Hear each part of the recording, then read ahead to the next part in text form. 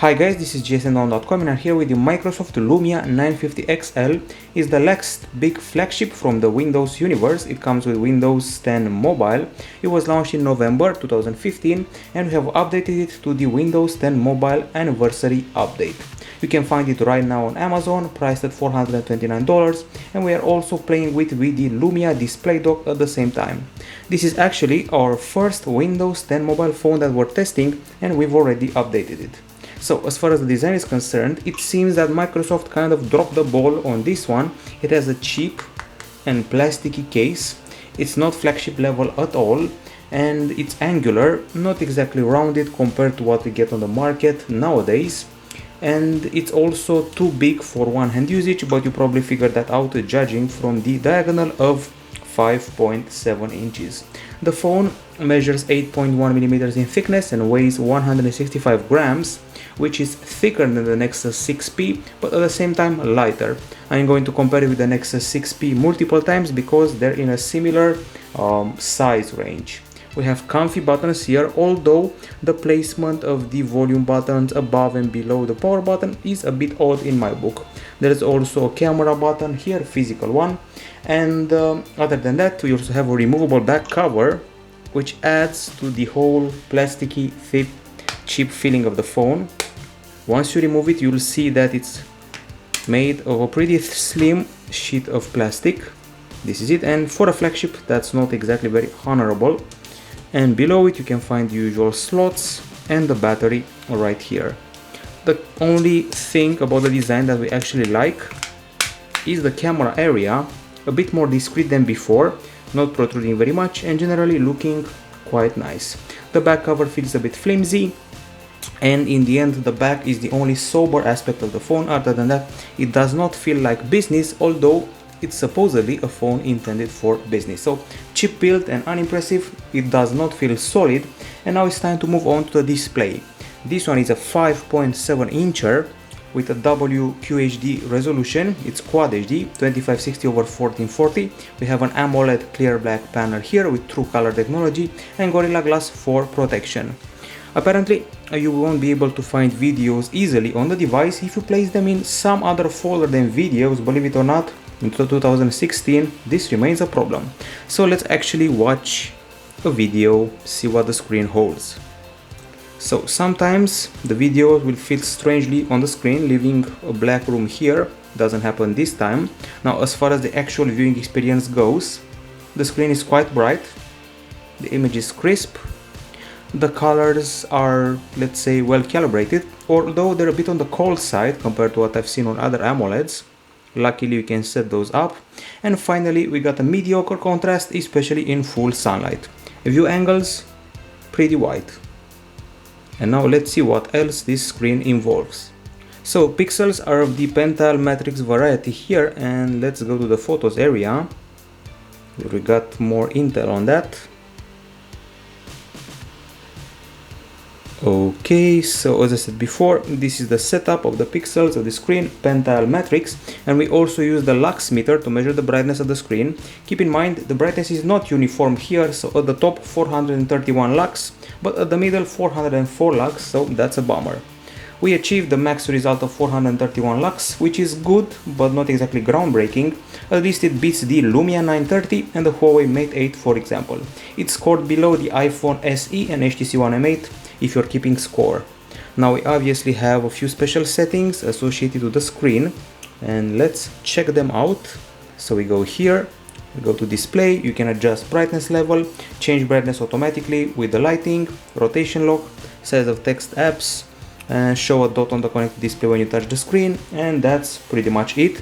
Of course there's a little bit of extra, and if you go to extras and then you go to color profile, come on, you can tweak the color setup of the screen. You got standard, vivid, cool and advanced, and if you choose advanced you'll be able to tweak the color temperature, tint and color saturation and make them better suited for your needs. You can have an oversaturated or undersaturated screen if that's to your liking. So those are the customization of the screen. It does not feel like a flagship level display, sadly, so there's that.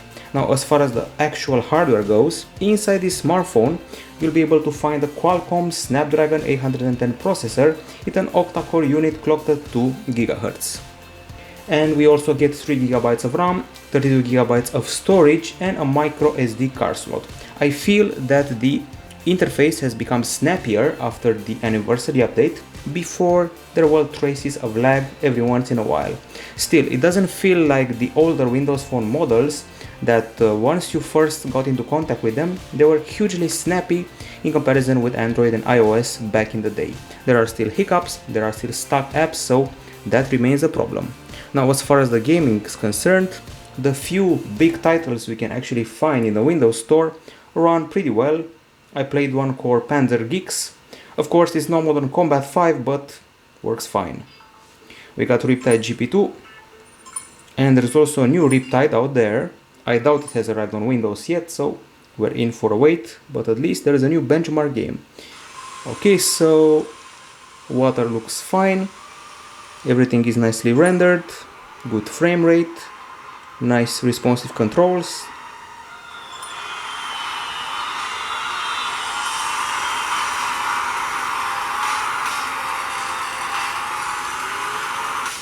Okay, so as far as gaming goes, things are pretty much okay, although I can already feel the device slightly becoming hotter. Now, if you want to talk about the benchmarks, we also did those. So let's go to the photos again, move around, go to screenshots. I will not insist too much on them. A few things to remember here, the fact that in Antutu 6 we scored at around 76,000 points. This is the result here, and meanwhile the Nexus 6P scores 77,000 points, so we're close to that value. They have the same CPU, so they're pretty close in performance. The older Antutu offers us a score of 26,000, as you can see right here, which is dangerously close to the Lumia 930's 25K. We also did a few other tests, which you'll find out in the full text review. Generally, we were pretty close to the Nexus 6P in Basemark X and to the OnePlus 2 in the same test, while in GFX Bench, we were totally below the iPads, for example, like the iPad Air 2, as far as the GPU is concerned, so that's a bit of a letdown. Now, I was talking about temperature problems, and they're serious here. As you can see, the temperature jump is huge. 48.3 degrees Celsius after playing the game Riptide GP2 for 15 minutes. This means the phone is suffering from overheating when playing games, video games, for a long time. So performance here is taking a hit because of temperature and maybe because of the GPU, let's say, judging by some of the benchmarks. Now, the battery. Inside the phone, as you saw earlier, we get a 3340 mAh battery, basically 3340 mAh, 3.85 volt unit. It's removable, it has fast charge, wireless charge, QI charge, and should provide 11 hours of video playback. Much to my surprise, it wasn't 11 hours, it was much less. Okay, so we actually got to only 7 hours and 5 minutes of playback time, which is quite underwhelming, and this places the phone on the 91st spot all time from all the phones we've tested, and this feels like quite a bit of a disappointment. So once again, 7 hours and 5 minutes, 91st spot, which is very low for a wannabe flagship. This very same battery value is actually 5 minutes more than the Lumia 930, so not much has evolved, and it's even below the entry-level phone Sony Xperia E4, so the battery is a letdown here. We don't have a PC Mark test to also further test the battery, but with active usage you should get about 1 day or maybe 1 day and a half if you're a cheapskate about battery levels. Charging is done in 1 hour and 50 minutes, which is reasonable but not more than that. It's the equal of the Asus Zenfone 2 and the LG Nexus 5X in that regard. Now, if you want to tweak the battery for a bit, we have to go here and actually find it. Display notifications and battery. There is battery saver that extends the life by limiting background activity and push notification, and that's pretty much it. So overall underwhelming battery, adding to the whole underwhelming experience of the phone. Now, as far as the acoustics go, we don't have headphones, and we have what seems to be a small speaker next to the camera, which is a weird placement for a Lumia phone as far as expectations go. We're going to rely on something called Groove Music, yet another wild card if you ask me. And Groove Music includes online music, various genre stations. You can also set up a subscription and add free radio. Anyway, we have our own music, and there is no equalizer here, but you can find one in the settings. So let's listen to our own tunes.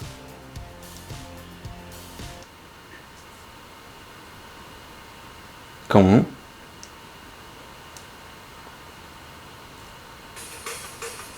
You just felt a slice of lag.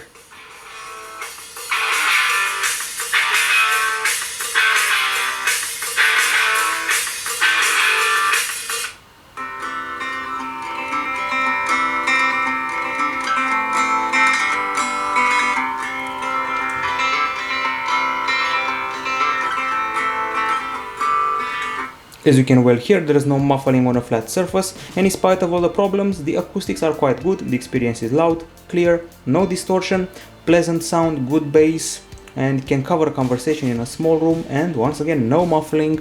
We actually tested the experience using a decibel meter to see what we're dealing with here, and here we are in the photo section. You can find our experience with the decibel meter. We got as high as 90.4 decibels, which is a very good result. Places the phone on the 5th spot all time, surpassing the Lumia 930, Galaxy S6 and LG G5. If you want extras, you're going to have to go to the settings. Yet again, you can find the much expected and much promised equalizer. Here we go, equalizer is right here, and you got a custom option, you got genre settings, you got 7 frequencies to tweak, and virtual surround as well. So good speaker, but sadly no headphones here, and radio only online. Now time to talk about the famous camera. You can throw around many technologies here. You got Pureview, you got Carl Zeiss, you got for the first time 3 LED flashes for the main 20 megapixel camera. We have a physical button, we have 6 lens optics, optical image stabilization, f1.9 aperture, a lot of things here. And at the front, 5 megapixel shooter to take your selfies. And finally, a Lumia phone gets 4K video capture and these brave 4 microphones to get excellent acoustics. Now the interface feels very familiar if you've seen a Windows Phone device before or Windows Mobile, although some things may have changed with the anniversary update. So at the top we have the main options. We got the front camera, flash and HDR, which can be expanded into more complex options like, let's say, professional ones. We got white balance, we got shutter, ISO, focus and exposure to tweak, and then come the settings. We have the usual lenses which can be downloaded from the store. You can play with a lot of them. We got easy selfie, one shot and momento. They're being developed, but I feel that the number is underwhelming compared to the huge number of apps you can get on a Play Store, for example.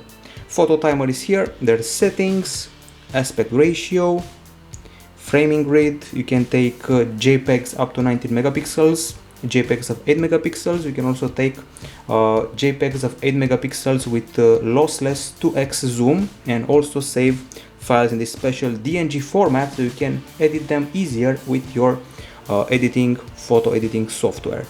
We got the focus light, capture living images, basically a photo and a 3-second video like the live photos offered by Apple. Video recording with a ton of options. We got 4K, a variety of frames per second, Full HD, 30, 60 or 25 frames per second, or HD. Those are pretty much all the options. Don't feel like I missed anything. Now let's see the actual camera experience.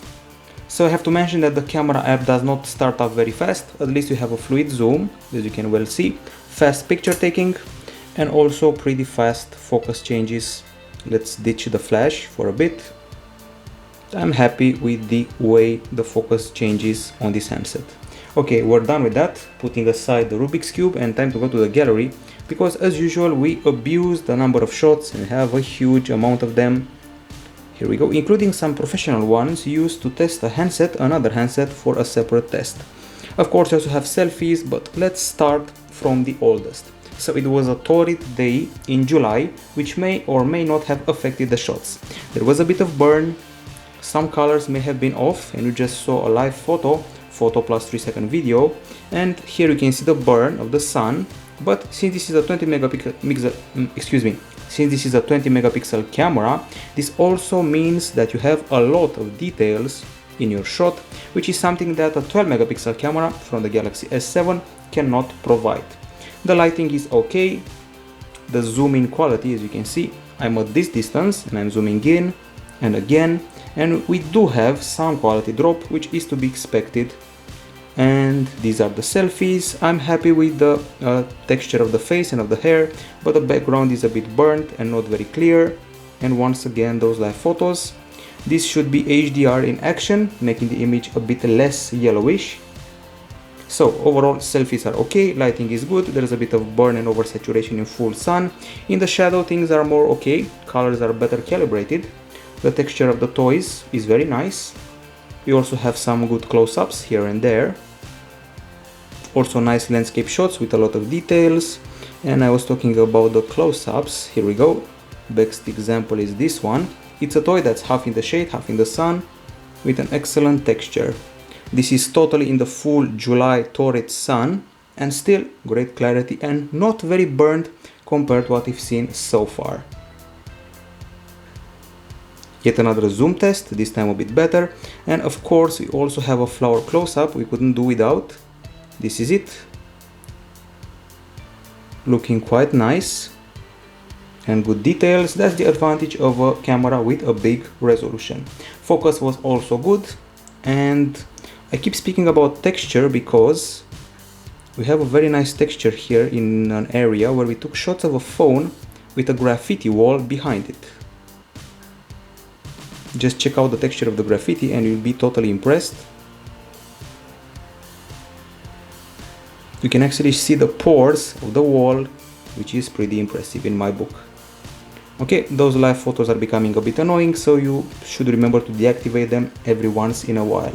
Other than that, keep in mind you can take 8 megapixel shots with 2x lossless zoom, and I was also happy with the panorama taken with this phone, which is this one here.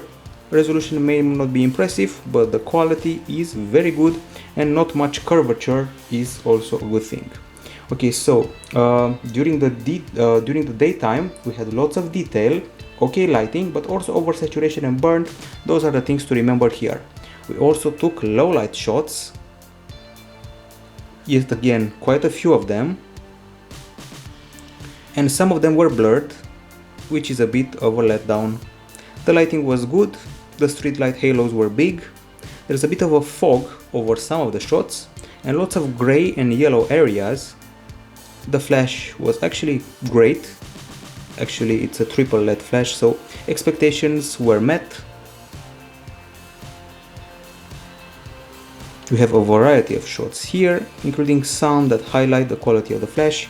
No flash in this shot, flash here, behaving excellently and generating a almost day-like lighting. Of course, you cannot compare it to the giants like the Galaxy S7 and HTC 10 that rule the night and rule low light capture, so this is underwhelming. Check this out, yet another sample of blur. Not even the LG Nexus 5X produces so much blur at night, so that's a bit of a letdown. So daytime capture was okay, highlighting the details. Low light capture could have been better. I feel that this camera is pretty much on par with what the Lenovo Vibe X3 offered last year. It's far from the accurate colors of the LG G5 and the quality of the HTC 10, for example. Now videos were shot in 4K, Full HD, and let's see them. Let's watch the clips, and I'm going to start with this one here. Here we go. Taking a while to load, that's annoying. It's stored on the device, it's not any OneDrive thingy. Very good microphone, okay level of details, slight oversaturation, and if you're wondering about the quality of the clip, it's actually a 4K video, that's why it's hugely crisp. No focus problems, and of course very little zooming. Keep that in mind for future 4K videos. We also have Full HD videos, and I tested the optical image stabilization here, and I was a bit underwhelmed by the fact that the focus loss was very clear. Every time I took a step and I descended a set of stairs, there was a bit of jitter and a loss of focus. And I expected more from this camera as far as the focus goes. We also tested the zoom. And finally, something impressive, the quality of the image is good. It's a very cloudy day this time. The exposure setup is good, and then we got to the zoom test. which is actually excellent. Okay, so this was a daytime video capture. Let's see how nighttime video capture was handled. During the day, I'd say that the camera behaves pretty well, aside from the optical image stabilization, from which I had better expectations. This is the low light capture, and frankly speaking, it's a bit on the dark side, a bit blurry. The zoom quality is so-so. The microphone is still pretty good, in spite of wind, and the street light halos are big. Here you can see a bit of shakiness sneaking into the image and a bit of focus loss when zooming in. I've seen better cameras, even on cheaper phones. The LG Nexus 5X comes to mind in some areas, and if I keep comparing the phone to the Nexus 6P, to be honest, the Huawei Nexus 6P films better than this phone, and I can say that easily, especially in the video capture department. We're done with the camera. Some areas are good, like the details, some are bad, like the stabilization and colors. Now the browser, it's Microsoft Edge.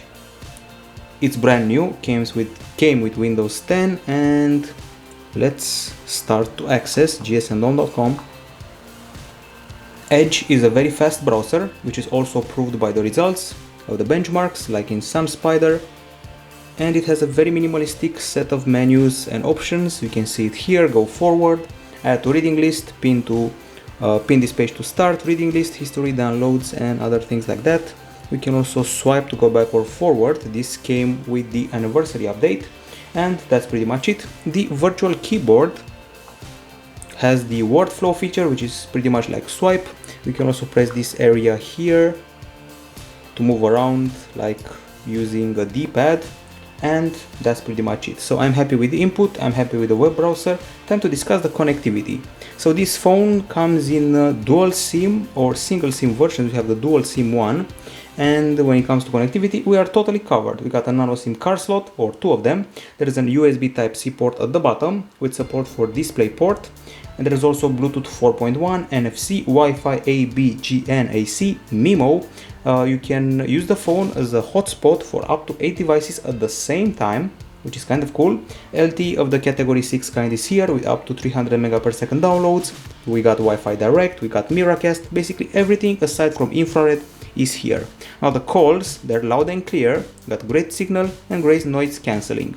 Of course, we also did the speed tests, and let's see how those turned out.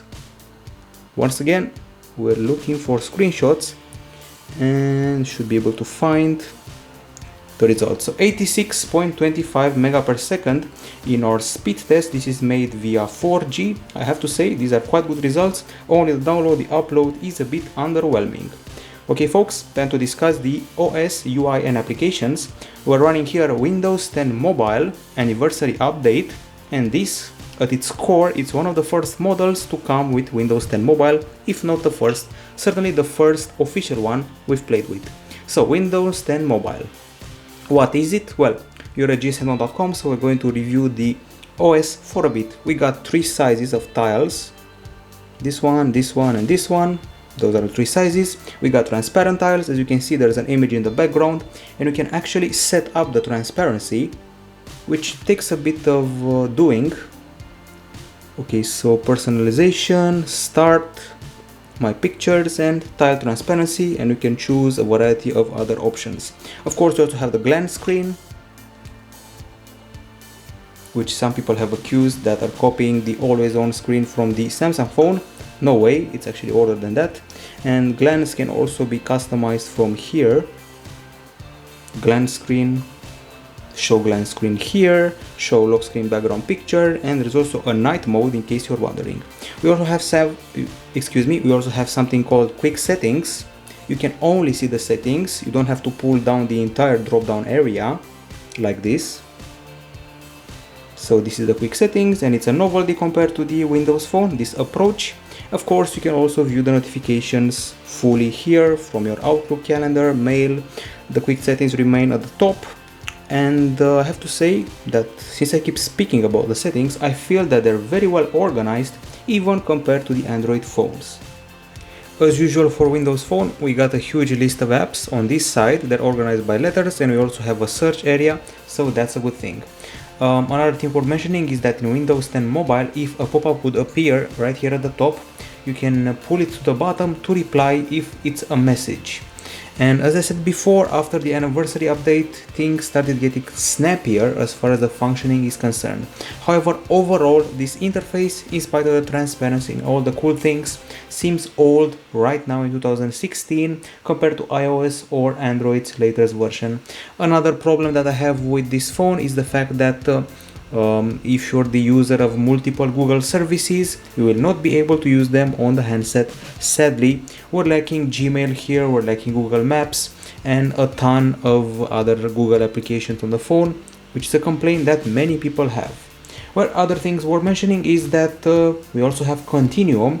Using Continuum and the special display dock, you can turn the phone combined with a keyboard and a mouse into a PC replacement, but only to blow up Excel, PowerPoint, Word, some video watching and web browsing, and that's everything you get on a display connected to the phone and the special display dock that came with the handset.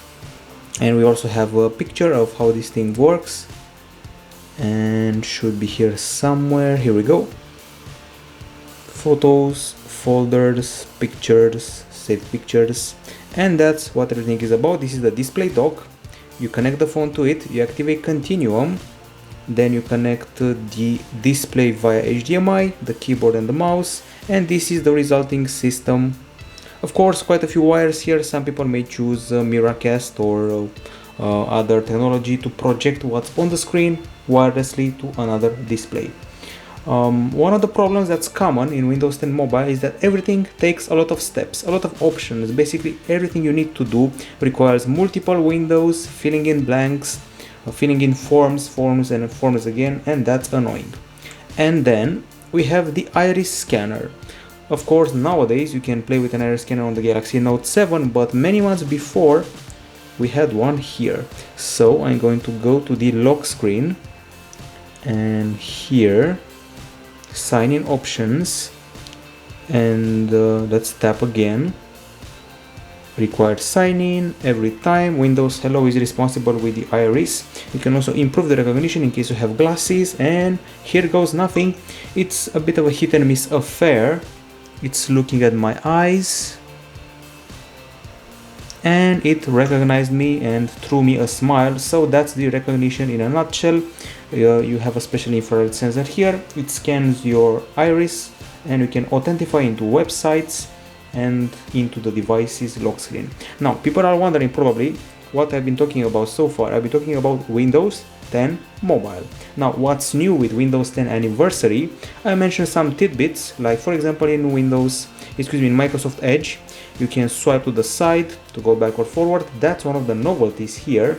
And another novelty is that in the lock screen, you now have a camera shortcut instead of the back one. Here we go again.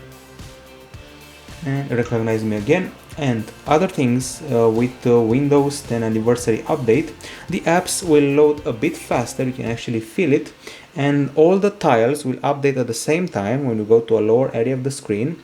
And there's something called chaseable tiles. So this time when you want to see a topic inside an app, you will go straight to that article, not to the homepage of the app. At least in theory, that's what should happen. That's what chaseable tiles are supposed to do. Once again, it's a hit and miss as well. You can also rearrange quick settings here and quick actions, and you can sync notifications from the phone to your PC so you can see them there, which is considered one of the main novelties of the anniversary update. Cortana is obviously here. Here she is. It has a dedicated music button at the top, clearly highlighted here, and now you can swipe to see some of its features, and it has improved Maps integration. There's turn-by-turn direction with the new Maps app. You can get info related to third-party apps. We have new animations and new info, an improved Cortana, a faster Cortana, and you can ask it basically anything with suggestions here. The same update, the anniversary one, brings support for Spanish and Portuguese in Cortana, and let's see what else. Skype has a new design, and we got word flow for the address bar in the Edge browser. There's Wallet 2.0 available here if you want to do some transactions. And now SMS and Skype have been separated after being together for a while. As you can see, I'm in the apps area. I counted all the apps, the pre-installed ones, where there's 44 of them. So yes, we're dealing with a bit of bloatware. We got Excel for your spreadsheet needs. And you can work on it like this. Of course, with Continue, we can project it on a bigger screen. Okay, we got Excel, of course, we got Word, and we got an interesting app called Gadgets, which is this one here. It allows you to connect to other devices around you, like I don't know, special external HDD, maybe something like a console, or many more gadgets. There's also Maps in the latest version with turn-by-turn navigations from Cortana, a very intuitive interface, and very nice traffic updates. You got incidents and cameras, and aerial or road view, quite capable considering it has the legacy of the Nokia software and only bits of it, because here has been rebranded and sold to German automakers. And then something interesting called Microsoft Health. It gathers the info from your smart bands, from the Microsoft band preferably, and shows calories, steps, sleep, etc. And that's it in a nutshell. If you want to have some fun, in the end we're going to go to the bots. And when I say bots, I mean Skype. The new Skype is apparently Skype Preview, that's what it's called here. And let's see, so we got contacts, recents, and bots. Bots are quite funny. You can get sort of a pet. You can play Blackjack, Candy Escape, Foursquare. We got the Getty Images bot, and many more. You can talk to them if you're feeling lonely. That's it in a nutshell. Time for the conclusions. So this is gsndon.com, and I'm here with the Microsoft Lumia 950 XL in the dual SIM version. Time for the verdict. On the Pro side, we have a pretty good screen, pretty bright, but not groundbreaking and also not uniform. And I have to say that performance was quite okay. I was also happy with the, gaming behavior of the device. And other than that, the acoustics were good. When you want to use some productivity features, you'll certainly be happy with what the phone has to offer. And minus the Google accounts, of course. There's lots of details in the photographs, as you saw earlier. A pretty good selfie. The front camera handles selfies quite well. And when it comes to zooming into videos when filming, I was also happy with that. The microphone feels perfect, and I was also happy with the connectivity. So performance, productivity, audio, connectivity, and some aspects of the camera, that's to remember. On the cons side, so those are the pros, and on the cons, we got a cheap plastic case, mediocre battery, overheating, serious overheating, some lag, optical image stabilization leaves a bit to be desired, and the Windows 10 Mobile and its anniversary version, well, they were underwhelming in my book. They don't bring anything groundbreaking to the table, plus we also have bloatware. So this feels like a potential swan song for the entire idea of Windows on mobile. It could be the last flagship. I can see cracks in the Lumia identity. Usually Lumia meant a pretty solid case, a flawless camera.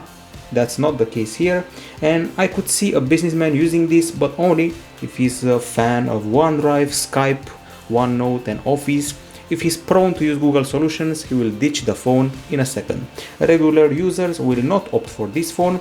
It's a bit overcomplicated for them, too many menus, options, setups, and even the notification is crowded, more crowded than usual. So in the end, it remains a niche device for connoisseurs and Windows lovers, people who already use Windows services for years, and that's that. If I were to give it a grade, it would be around 7 or even 6 because of the problems of the case and the battery, and of course overheating. This is it from gsndon.com. Bye bye.